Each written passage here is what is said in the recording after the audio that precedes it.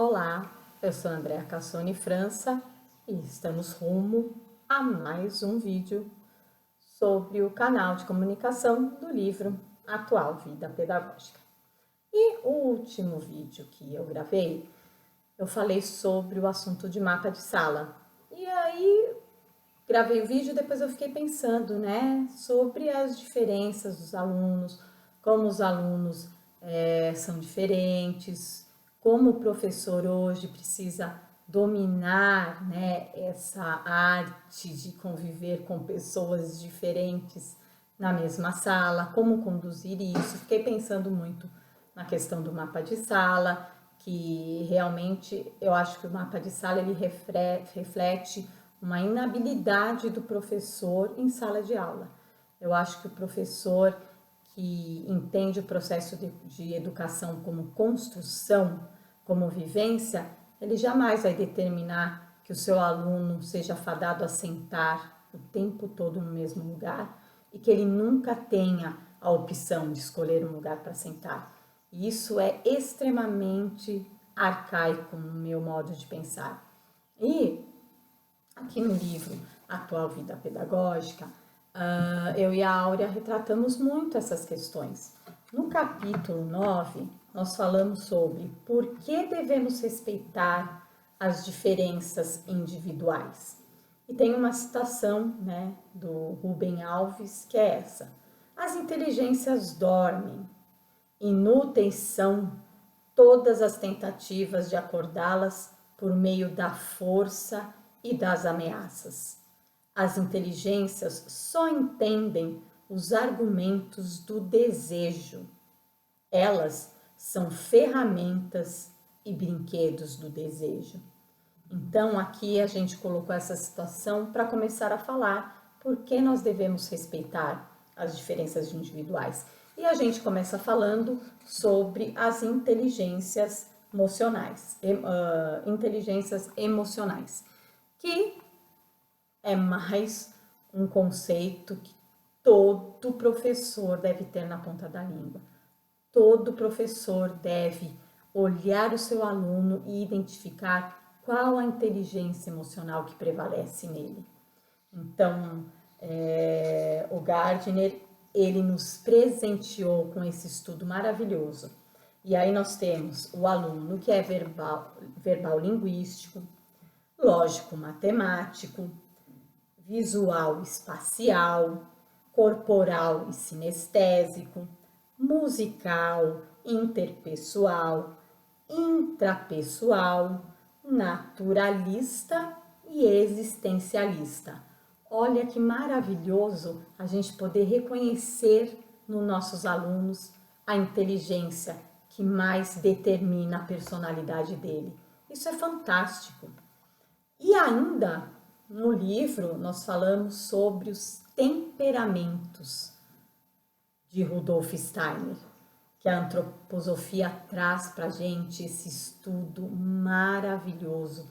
Um professor que consegue identificar qual o temperamento preponderante nos seus alunos faz com que a sua didática seja 100 vezes mais acertada, seja muito mais dinâmica, que o seu processo de educação, de construção do conhecimento com seus alunos seja muito, muito mais eficaz. E então nós falamos bastante sobre esse estudo de temperamentos e aí nós colocamos aqui, falamos sobre cada aluno e como o professor abordar esse aluno, como o professor tratar, conversar com esse aluno segundo o seu temperamento. E os temperamentos são 4. O aluno sanguíneo. Aí nós falamos sobre como o aluno sanguíneo age, como que é o aspecto físico do aluno sanguíneo e quais as ferramentas que o professor pode usar com um aluno que é sanguíneo. Depois a gente tem o aluno colérico. A mesma coisa, a gente descreve como a gente identificar visualmente as características físicas do aluno colérico, e quais as formas que a gente tem para tratar com esse aluno. Quais as estratégias que o professor pode usar para conseguir ter um melhor relacionamento com o aluno colérico.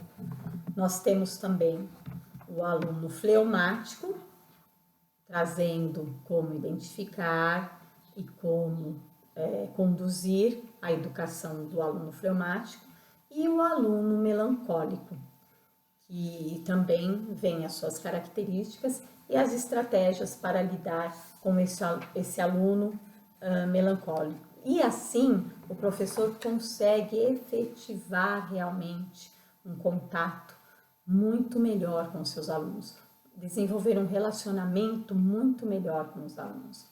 Eu vou dar um exemplo, porque a minha grande característica de temperamento é o melancólico. Então, com o decorrer do tempo, a gente tem, né, a mistura de todos os temperamentos, mas tem um que é relevante. E para mim, o melancólico, né, sempre foi muito relevante. Hoje eu já entendo bem ele, eu consigo trabalhar bem com isso. E até porque sou professora, então eu preciso trabalhar o meu temperamento para que eu não influencie em demasia os meus alunos. Então é muito importante o professor se identificar, o professor saber qual é a sua inteligência emocional, o professor saber qual é o seu temperamento, para assim poder trabalhar, assim poder utilizar isso como ferramenta em sala de aula. Então, eu sempre tive muita afinidade com os alunos melancólicos, porque eu sempre compactuava com eles o sofrimento, quando eles vinham me contar alguma coisa, eu também sofria junto, e isso vai criando uma ligação muito grande com o aluno. Eu tinha uma aluna que era muito melancólica. Tudo para ela era um sofrimento, as briguinhas que ela tinha em casa, o animalzinho que tinha morrido, e ela ficava uma semana curtindo aquilo. Então, eu comecei a trabalhar junto com ela essas questões e fui me trabalhando também, porque o professor acha que só está ajudando o aluno, mas ele está muito mais se auto-ajudando, né, do que propriamente a turma que ele dá aula. Então, eu dava toda a atenção para ela. Ela vinha contar: tia, o meu cachorrinho morreu, e aí eu sofria junto com ela.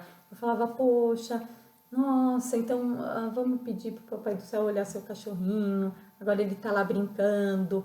E conversava muito com ela, e assim eu sentia que ela me abraçava e falava: eu sou amparada. E assim, com o aluno que era sanguíneo, você vai conduzindo a conversa. O aluno que é fleumático, eu sempre falava: nossa, eu entendo, hoje eu tô com uma preguiça também, você me ajuda, porque eu tenho que dar tanta coisa para vocês hoje, mas tô cansada, eu queria ficar aqui com você parada. Você me ajuda? Você pode me ajudar? Fica mais fácil para mim e para você? E assim ia motivando esse aluno que é mais fleumático. Então, hoje o que eu queria compartilhar com vocês é isso: que o professor saiba que ferramentas ele pode utilizar em sala de aula.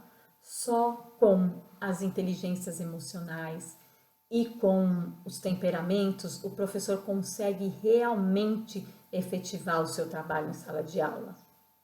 Utilizem isso, trabalhem isso em si próprio, para vocês poderem trabalhar com os alunos. Gente, é sucesso garantido.